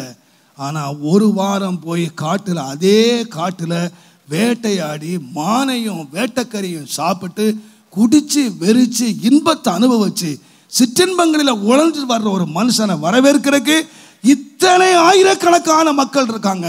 நான் நமக்கு ஊழியம் செய்து என்னத்தை பார்த்தேன், ஒருத்த இல்லையே என்னை வரவேற்கிறதுக்கு என்று அந்த மனுஷன் மார்பில் எடுத்துக்கொண்டு அழுதார். அப்போ ஆண்டவர் சொன்னாராம், மகனே, இது அவனுடைய ராஜ்யம், அவனை வரவேற்கிறதுக்கு இத்தனை 1000 பேர் நிற்கிறாங்க. இது ஓர் ராஜ்யம் இல்லை, உன்னுடைய குடியிருப்பு பரலோகத்தில் இருக்குப்பா. ஒரு ராஜ்யம் அங்கே இருக்கு. நீ அங்கே வரும்போது உனக்கு என்ன காத்திருக்கும்? வரவேற்பை காத்திருக்கும். நான் சொல்லுவேன், அருமையானவர்களே, இது நம்முடைய நாடு இல்லை. இங்கே நமக்கு மதிப்பும் மரியாதையும் இல்லாமல் இருக்கலாம். அதனால தான் ஆண்டவர் சொன்னார், சொந்த ஊரில் தீர்க்கதரிசியாக இருந்தால் கூட கனம் கிடையாது, ஆனால் நீ மாளும்போது மேலே உன்னை ஏற்றுக்கொள்வார் உண்டாகும்படி நீ சிநேகிதரை சம்பாதிக்கணும். நான் சொல்லுவேன், அருமையானவர்களே, இன்றைக்கு ஒருவேளை ஒரு மனுஷன் மறிச்சிட்டான் அப்படின்னு சொன்னால் ஆயிரக்கணக்கான பேர் பவனி போகலாம், பட்டாசுகளை வெடிக்கலாம், என்னெல்லாமோ செய்யலாங்க. ஆனால் எதையுமே அவன் பார்க்க மாட்டான். அவன் என்ன பண்ணிடுவான்? கண்ணை மூடிடுவான். அவன் கண்ணை மூடி எங்கே திறக்கிறான்னு சொன்னால் மகிமேல கண்ணை திறக்கிறான். இந்த உலகம் பட்டாசு வெடிச்சு அவன் பின்னால் எத்தனை பேர் என்ன அனுப்புனாங்க, எத்தனை பேர் பவனி வந்தாங்க, பாஸ்டர் என்ன பிரசங்கம் பண்ணார், அதெல்லாம் அவனுக்கு ஒன்றும் தெரியாது. அவனுக்கு என்ன தெரியும்னு கேட்டிங்கன்னா, நான் கண்ணை மூடி திறக்கும்போது என்னை மகிமேல எத்தனை பேர் வரவேற்பாங்க, எத்தனை பேர் நான் சிநேகிதராக இருக்கிறேன். அதுக்கு தான் தேவன் உலக ஐஸ்வர்யத்தை கொடுத்துருக்கிறார். செல்வத்தை ஏன் ஆண்டவர் கொடுக்குறாருன்னா நம்ம அனுபவிக்கிறதுக்கு இல்லை, சிநேகிதர்களை சம்பாதிக்கிறதுக்கு. நான் சொல்லுவேன், நீங்களே யோசித்து பாருங்க, நீங்கள் மாளும் போது எத்தனை பேர் உங்களை மகிமையில சந்திப்பார்கள்? உங்கள் நண்பர்களாக இருப்பார்கள். நீங்கள் பணத்தை செலவு பண்ணிக்கிறீங்களா? உங்கள் சுகத்தை செலவு பண்ணுறீங்களா? உங்கள் பலனை ஆண்டவனால் சுகத்தை கொடுத்துருக்கிறார். தேவன் அல்ல பலனை கொடுத்திருக்கிறார். தேவன் ஆரோக்கியத்தை கொடுத்திருக்கிறார். நான் தாழ்மையாக சொல்ல அருமையானவர்களே, நான் மிக வறுமையில் இந்த ஊழியத்துக்கு வந்தவன். மிக வறுமையில், வறுமை என்றால் அத்தனை வறுமையில் இந்த ஊழியத்தை ஆரம்பித்தேன். அன்று முதல் இன்றைக்கு வரைக்கும் நான் தைரியமாக சொல்லுவேன், கர்த்தர் எனக்கு தருகிற எல்லா செல்வங்களிலும் அதிகமான செல்வத்தை என் மனச்சாட்சியோடு கையை வைத்து நான் சொல்லுவேன், ஊழியத்திற்காக, கர்த்தருக்காக, ஆத்தும அறுவடைக்காக நான் செலவு பண்ண எனக்கு தெரியும். அதனால தான் இந்த விரிவாக்கத்தை நீங்கள் பார்த்துக்கிட்டு இருக்கிறீங்க. எனக்கு கொடுக்கிற எனக்கு கொஞ்சத்திலே வந்தது, தேவன் ஐஸ்வர்யத்தை விருத்தி ஆக்கினார், விருத்தி ஆக்கி கொண்டே வருகிறார், இன்னும் விருத்தி ஆக்குவார் நான் விசுவாசிக்கிறேன். ஆனால் எவ்வளவு தேவன் எனக்கு செல்வத்தை கொடுத்தாலும் இந்த செல்வத்தின் மேலே கண்ணை வைக்கல. எனக்கு தெரியும், ஆண்டவரே இந்த செல்வத்தை எல்லாம் நான் செலவழித்து எனக்கு ஆத்துமா வேணும். ஆண்டவரே கிவ் மீ சோல். நான் ஆத்துமாக்களை சம்பாதிக்கிறேன். வேண்டுமானால் ஆண்டு கொடுத்த ஐஸ்வர்யத்தில் நான் என்னென்னவோ சம்பாதிச்சிருக்கலாம், சம்பாதிக்கல. என் மனச்சாட்சியோடு ஒன்றை சொல்லுவேன், நான் ஆத்துமாக்களை சம்பாதிக்கிறேன். ஒருவேளை இன்றைக்கு என்னுடைய கண்களை மூட வேண்டிய நிலைமை எனக்கு இன்றைக்கு வருமானால், நான் கண்ணை திறக்கும் போது எனக்கு முன்னாலே போன அநேக பரிசுத்தவான்கள் சிநேகிதர்கள் என்னை வரவேற்க காத்திருப்பார்கள் என்று நான் அறிவேன். நீங்கள் எத்தனை பேர் என்னை அனுப்புறீங்கிறதுல முக்கியம் இல்லை, என்னை வரவேற்க ஒரு வரவேற்பு காத்திருக்கும் எனக்கு தெரியும். அந்த மகிழ்ச்சியோடு, அந்த சந்தோஷத்தோடு, அந்த அந்த அந்த தைரியத்தோடு தான் ஒவ்வொரு நாளும் ஜெபம் பண்ணுறேன், ஒவ்வொரு நாளும் பிரயாசப்படுறேன், ஒவ்வொரு நாளும் ஊழியம் செய்கிறேன். எனக்கு தேவை ஆண்டவரே, ஆத்துமாக்களுக்காக நான் செலவு பண்ணவும் செலவு பண்ணப்படவும் விரும்புகிறேன் என்று சொல்லுவது போல எனக்கு எப்படியாயிலும் ஆத்துமாக்களை தார் ஆண்டவர். ஆத்துமாக்கள், அன்பான ரட்சிக்கப்பட்டவர்களே, உலகத்தை மறிக்கிறது போல மறிக்கக்கூடாது. நாம் சொல்லக்கூடாது நான் ஒன்றே கொண்டு வந்ததும் இல்லை, ஒன்றே கொண்டு போனது சொல்லக்கூடாது. நான் ஒன்றே கொண்டு வந்ததில்லை, ஆனால் நிறையா நான் அனுப்பியிருக்கேன். மேலே என்னை வரவேற்க ஒரு பெரிய கூட்டம் எனக்காக காத்திருக்கும். என் நண்பர்கள் சேனை எனக்காக காத்திருக்கும்.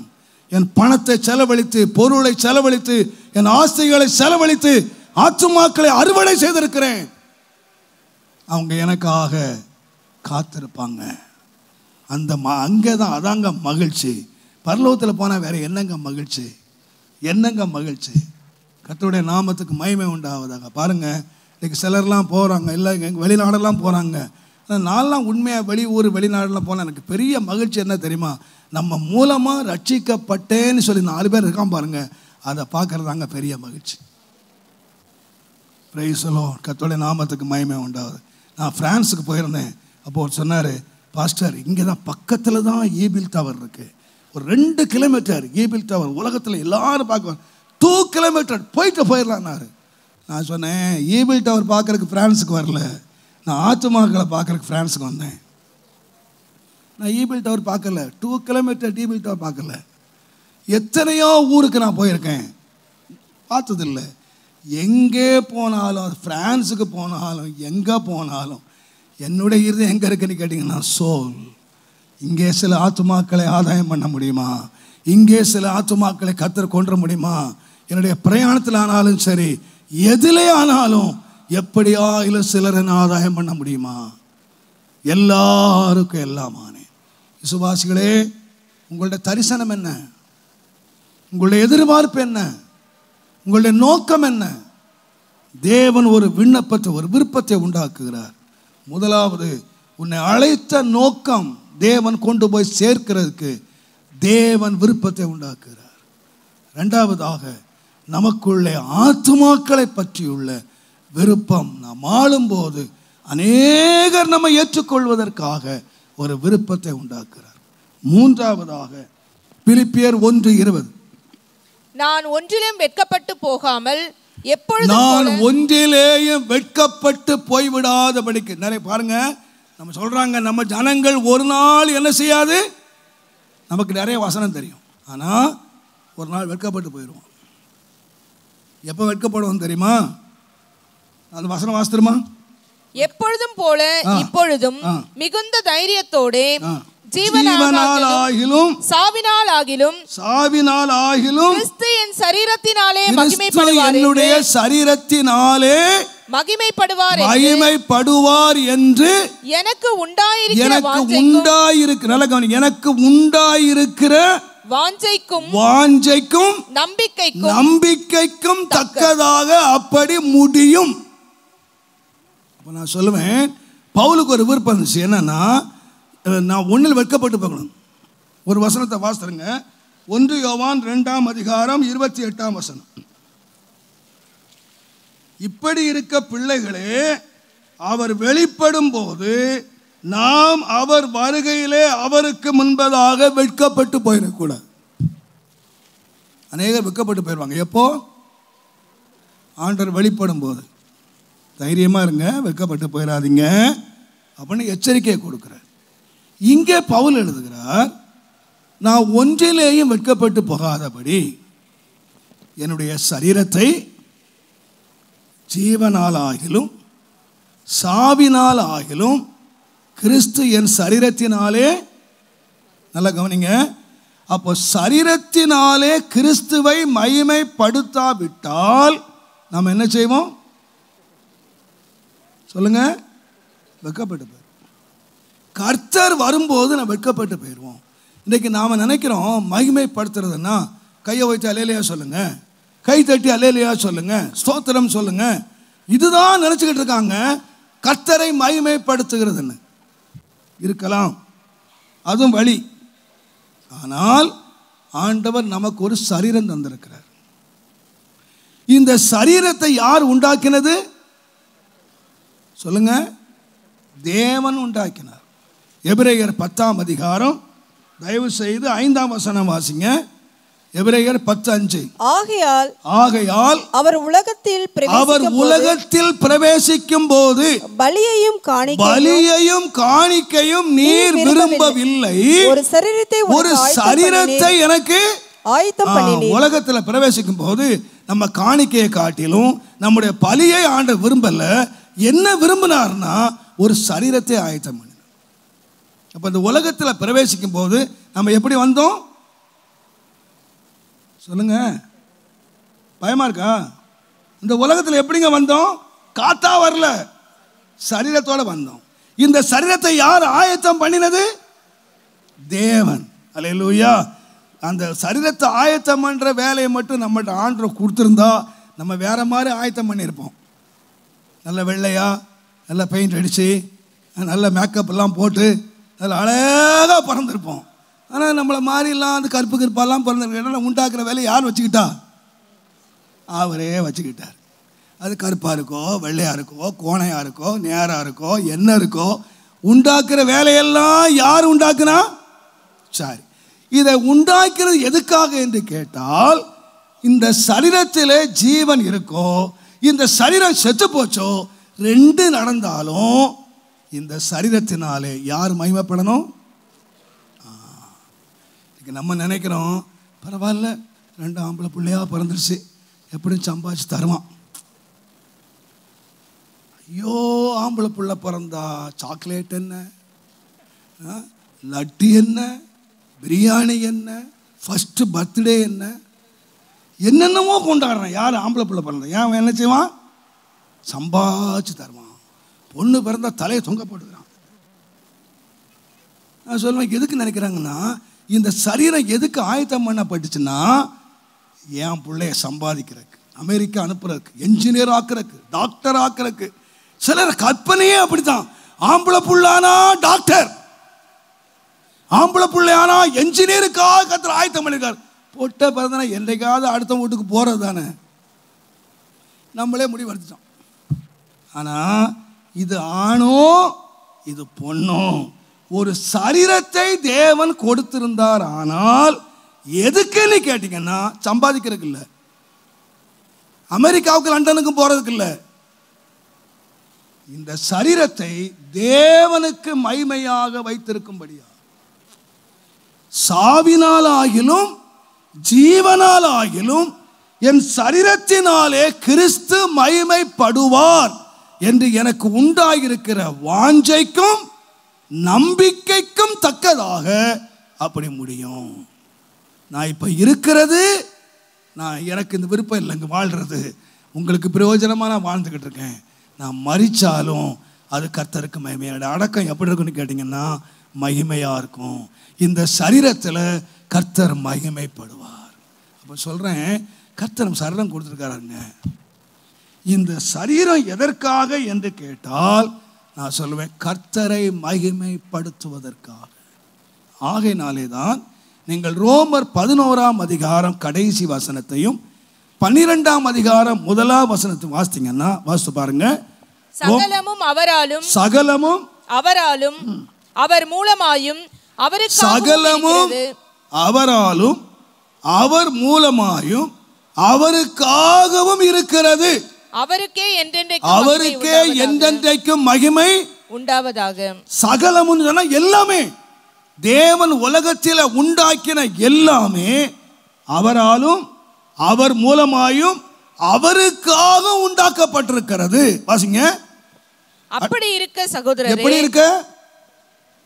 எப்படி இருக்க உண்டாக்கப்பட்டதெல்லாம் யாருக்காக உண்டாயிருக்கு? உனக்காக இல்லை, அவருக்காக. அவர் மூலமா உண்டாக்கப்பட்டதினாலே அப்படி இருக்கிறபடியினால் சகோதரரே, நீங்கள் உங்கள் சரீரங்களை பரிசுத்தமும் தேவனுக்கு பிரியமுமான ஜீவ பலியாக ஒப்புக் கொடுக்க வேண்டும் என்று. எதை? உங்கள் சரீரங்களை. ஏன்? ஆண்டவர் உண்டாக்குனதெல்லாம் யாருக்காக? அவர் உண்டாக்கினார், அவர் மூலமா உண்டாக்கினார், அவருக்காக உண்டாக்கினார். எதை நீங்க நினைச்சுக்கணும்? என் சரீரத்தை எதுக்கு உண்டாக்கினாரு? தேவன் தானே உண்டாக்கினார். எத்தனை பேர் விசுவாசிக்கிறீங்க சரீரத்தை ஆண்டவர் உண்டாக்கினார்? எதுக்காக உண்டாக்கினாரு? அவருக்காக. யார் உண்டாக்கினது? அவர் மூலமா.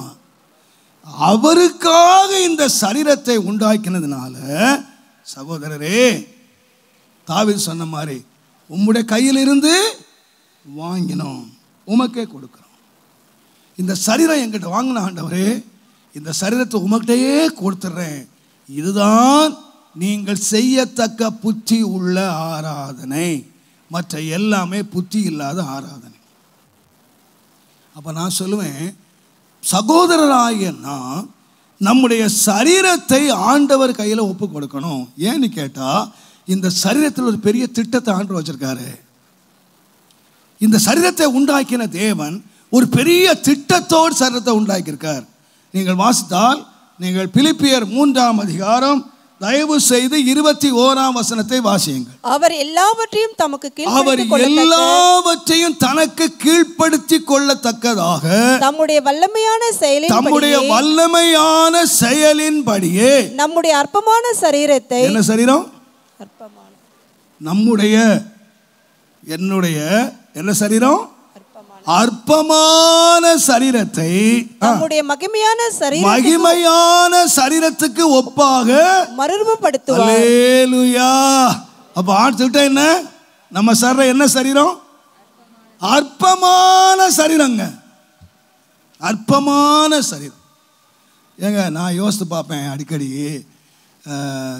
இந்த பேர்ன மீன்பிடிக்காரங்க சம்பளவங்க கடலுக்கு போகிறான், கடலில் போய் வலையில் மீன் பிடிக்கிறான். அது கடைக்கு வர்றதுக்கு 3 நாள் ஆகுது. அவன் ஐஸ் போட்டு 3 நாளாக நாரி போன மீனை இங்கே வாங்கினா கிலோ 500 ரூபாய். என்ன மீன்? செத்து நாரி ஐஸ் வச்சு மீன் 600 ரூபாய். 3 நாள் ஐஸில் வச்சா எல்லாம் எங்க நான் போய் இன்னார் செத்து போயிட்டாங்கன்னு சொன்னால் இரக்கம் இல்லாமல் கேட்குறாங்க, எப்பங்க அடக்கம்? ஐயோ செத்து போயிட்டாரான்னு வருத்தப்படுற கூட இல்லைங்க. அப்படிங்களா? எப்பங்க அடக்கம்? அப்படின்னா என்ன அர்த்தம்? முதல்ல புதைச்சிரியா? ஆனால் செத்து போன 3 நாள் 3 நாள் செத்து நாரி போன மீனுக்கு 600 ரூபா விலை. அதுக்கு வாங்குறதுக்கு யாரும் இல்லைன்னா காய போட்டு கருவாடாகி கருவாடானாலும் என்ன இருக்கு, கிலோவுக்கு 600 ரூபா. ஏங்க அந்த மீனுக்கே அந்த விலைங்க, நம்ம சரீரம் அதை விட கேவலங்க, அற்பமான சரீரங்க. செத்து போன கோழியை காலையிலே கொன்று காலையிலே கடை தொங்க விட்டுருக்கான். காலையில் கொன்ன கோழி, லெக்கான் கோழி தொங்குது கடை முன்னால் ஆடிக்கிட்டே கிடக்கு. எது வரைக்கும்? சாயங்காலம் வரைக்கும் வைக்கிறாங்க. கிலோ 150 ரூபா. காலையில் செத்த கோழி சாயங்காலம் விற்கிறாய்யா. நீ காலையில் செத்த வச்சிருப்பானா? தூக்கி வெளியே போடுங்க, நாரி போகும் சார், சீக்கிரம் தூக்கி போடு. செத்து போன கோழியை துட்டு கொடுத்து வாங்குறீங்க, செத்து போன ஆட்டையும் மாட்டையும் கோழி துட்டு கொடுத்து வாங்கி சாப்பிட்றீங்க. ஆனால் அதை விட கேவலம் யாரு? தைரியம் இல்லையா உங்களுக்கு? தைரியமா சொல்லுங்க. நம்ம சர்ற அற்பமான சர்றங்க.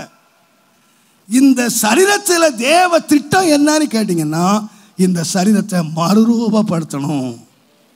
என்ன மறுரூபப்படுத்தணும் அப்படின்னு சொன்னா, அவருடைய சாயலாக. அல்லேலூயா. இதுக்கு என்ன செய்யணுங்க? அவர் கையில் ஒப்பு கொடுங்க.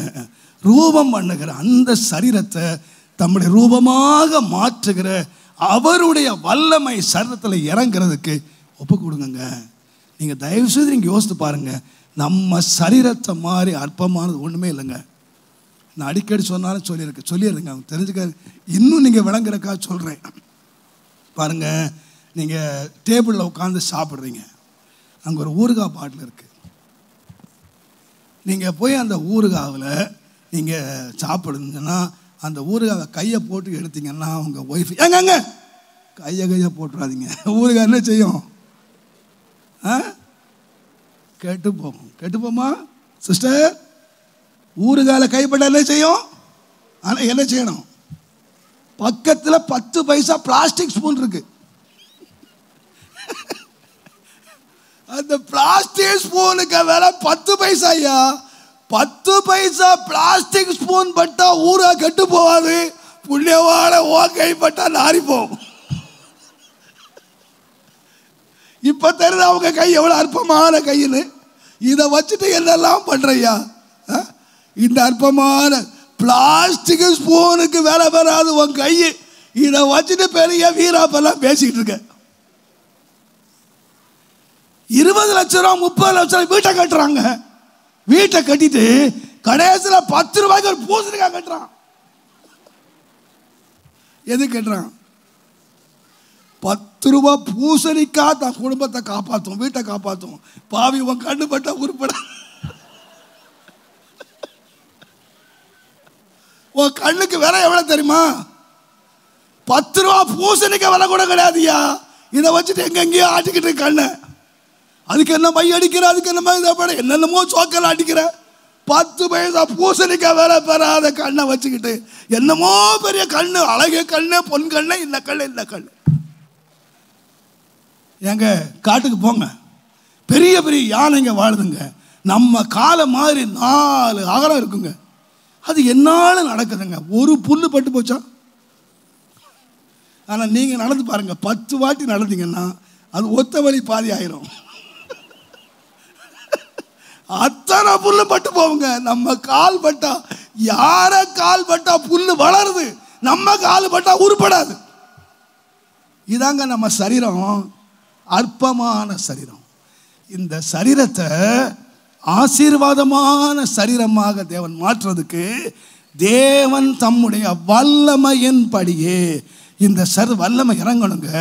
வல்லமை இறங்கி என்ன செய்யணும் கேட்டீங்கன்னா, என் சரீரத்தை மறுரூபப்படுத்தும். அல்லேலூயா.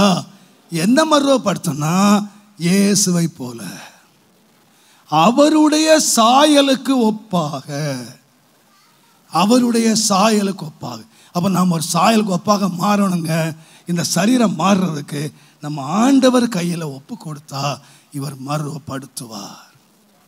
இந்த மறுரூபப்படுத்துவார்ங்கிற வார்த்தை நீங்கள் 2 கொரிந்தியர் 3 அதிகாரம் 18 வசனத்தை வாசித்தீங்கன்னா, வாசிங்க 2 கொரிந்தியர் 3:18. நாம் எல்லாரும் திறந்த முகமாய் கர்த்தருடைய மகிமையை கண்ணாடியிலே காண்கிறது போல கண்டு ஆவியாய் இருக்கிற கர்த்தராலே எந்த சாயலே ஆவியாய் இருக்கிற சாயலாகத்தானே மகிமையின் மேல் மகிமை அடைந்து மறுரூபப்படுகிறோம். பாருங்க, 2 பொருள் அங்க இருக்கு. ஒன்று ஆவியானவர், இன்னொன்று கண்ணாடி. ஆவியானவர் கண்ணாடியிலே ஒரு சாயலை காட்டுகிறார். எந்த சாயலை காட்டுறார்னா கிறிஸ்துவின் சாயலை காட்டுறார். நான் சொல்ல வேத வசனத்தின்படி கண்ணாடி வேத வசனம். இந்த வேத வசனத்தின் மூலமாக ஆவியானவர் என்ன காட்டுறாருன்னு சொன்னீங்கன்னா இயேசுவை காட்டுறாரு.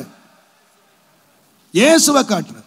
இந்த 66 புஸ்தகங்களும் ஆதியாமத்திலிருந்து வெளிப்படுத்தல் வரைக்கும் உள்ள 66 புஸ்தகங்களும் எதை காட்டுதுன்னு கேட்டா இயேசுவையே காட்டுது. இயேசுவினுடைய சுபாவம், அவருடைய அன்பு, அவருடைய தாழ்மை, அவருடைய பொறுமை, அவருடைய இரக்கம் அத்தனை இந்த கண்ணாடியில என்ன காட்டுதுன்னா ஆவியானவர் இந்த புஸ்தகத்தில் என்ன காட்டுறாருன்னா இயேசுவை காட்டுறார். இந்த வேத வசனத்தில் நம்ம இயேசுவை பார்த்து பார்த்து பார்த்து பார்த்து இந்த வசனத்தின்படியே இயேசுவின் சாயலாக என்னுடைய சரீரம் மாறுவதற்கு இந்த ஆவியானவர் வல்லமையாய் கிரியை செய்கிறார். இது என்ன சொல்லுதுன்னா மறுரூபப்படுகிறோம். அப்ப மறுரூபப்படுவோம் என்கிறது ஒரு இமைப்பொழுதிலே, ஒரு சுட்டுவல் டைம்ல மறுரூபமாயிருவோம். ஆனால் பவுல் சொல்றாரு நம்ம மறுரூபம் அடைகிறது ஒரு நிமிஷத்துல இல்லை, அது ஒரு லாங் ப்ராசஸ். நம்ம ஏன் ஆண்டு உலகத்தில் வச்சிருக்காருன்னா இந்த அற்பமான சரீரத்தை மறுரூபப்படுத்தி மறுரூபப்படுத்தி மகிமைக்கு மேல் மகிமை, மகிமைக்கு மேல மகிமை தேவன் நடத்தி நமக்குள்ளே. அப்போ பவுலுக்கு ஒன்று தெரிஞ்சது, நான் என்ன ரூபம் ஆகிட்டு இருக்கேன்னு சொன்னா மறுரூபம் ஆகிறேன். எப்படி மறுரூபம் ஆனேன்னு சொன்னதுன்னா ஆவியினாலே அந்த ரூபத்தை நான் என்ன செய்தேன் பார்க்கிறேன். இயேசுவின் ரூபத்தை நான் பார்க்கிறேன். கர்த்தருடைய நாமத்துக்கு மகிமை உண்டாவதா. சில பெற்றோர் சொல்லுவாங்க, பாஸ்டர் வீட்டில் இருந்து படித்த வரைக்கும் பொண்ணு பரவாயில்ல, காலேஜுக்கு போனாங்க பாஸ்டர், பையன் காலேஜுக்கு போனான், அங்கே போய் யாரை பார்த்துட்டான், ஃப்ரெண்ட்ஸை பார்த்துட்டான்.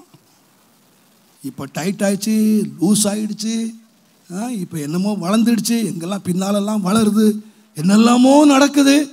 யாரை பார்த்தான்? டெய்லி யாரை பார்க்குறான்? ஃப்ரெண்ட்ஸை பார்க்குறான். யார் மாதிரி இப்போ மாறிக்கிட்டு இருக்கிறான்?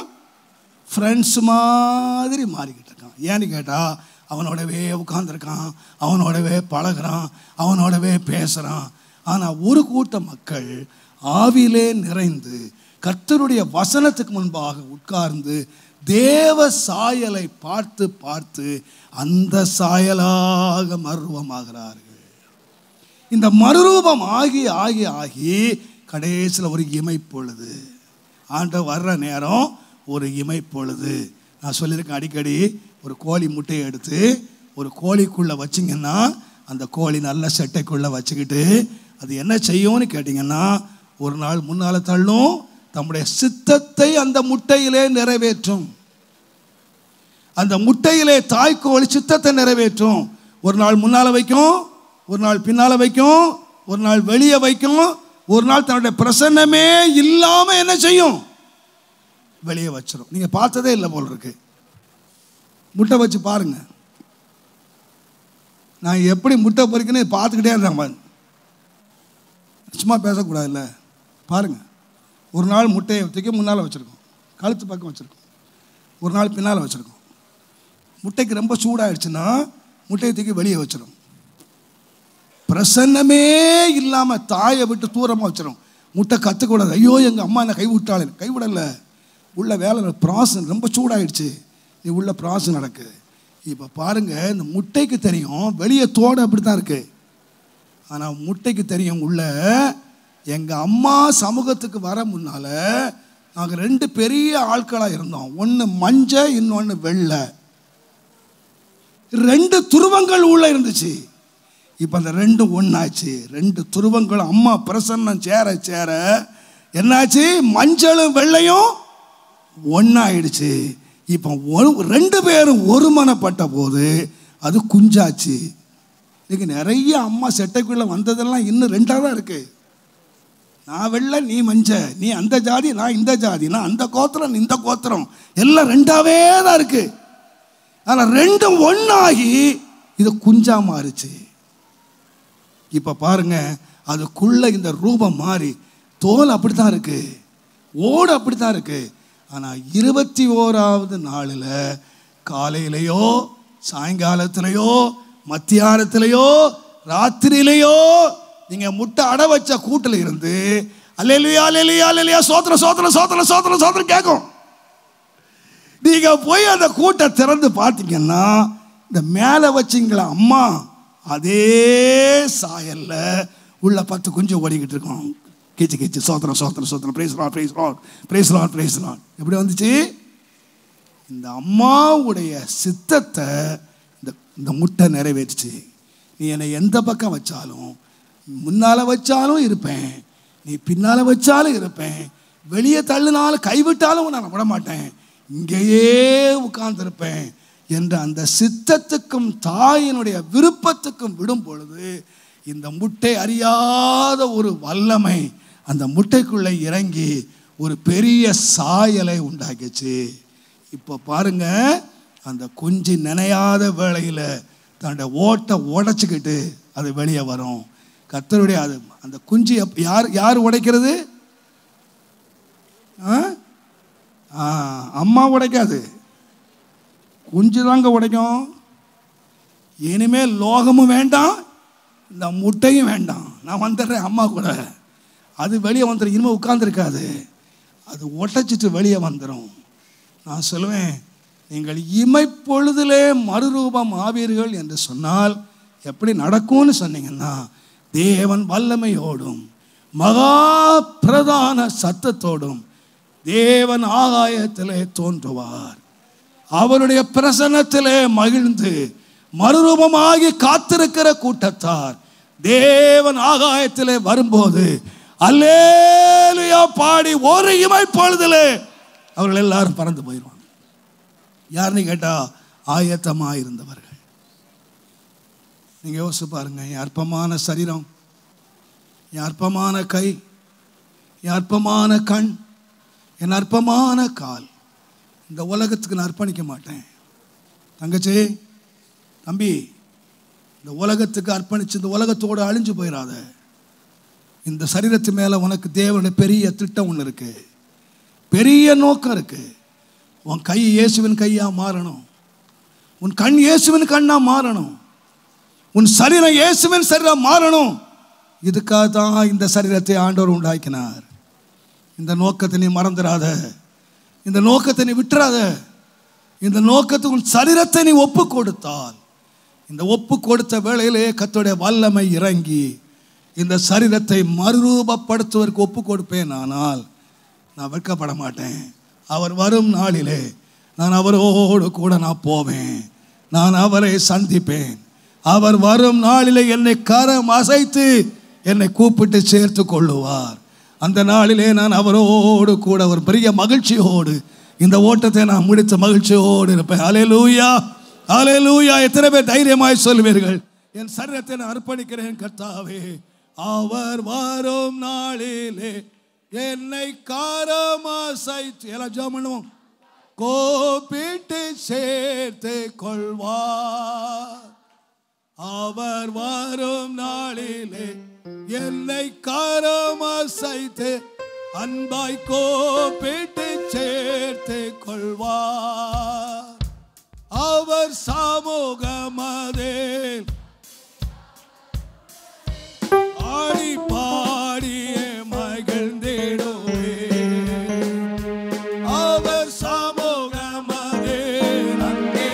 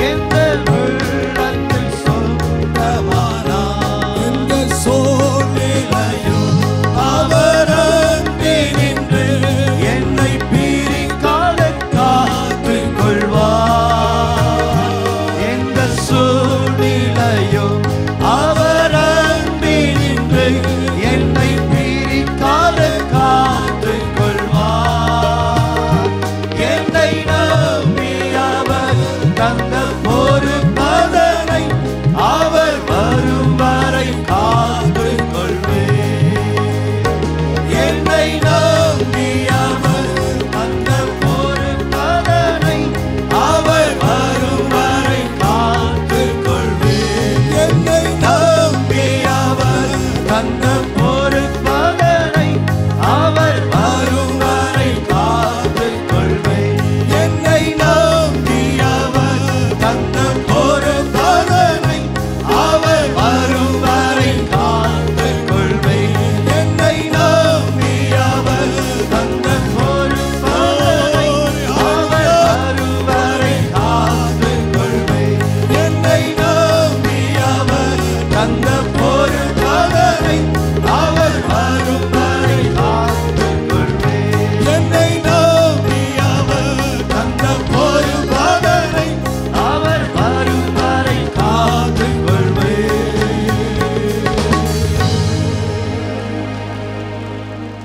ஓரா பாசா பாபா பாலா பாபா பாபா ஓரா பாஷா பாபா பாலா பாலா பாலா தலா ஓரா பாஷா பாபா பாலா பாலா பாலா பாலா ஓரா பாலா பாலா பாலா பாலா ரியம் பாலா பாலா தலா நீ பாபா பாலா பாலா பாலா பாலா பாலா தலா ரியம் பாலா தலா.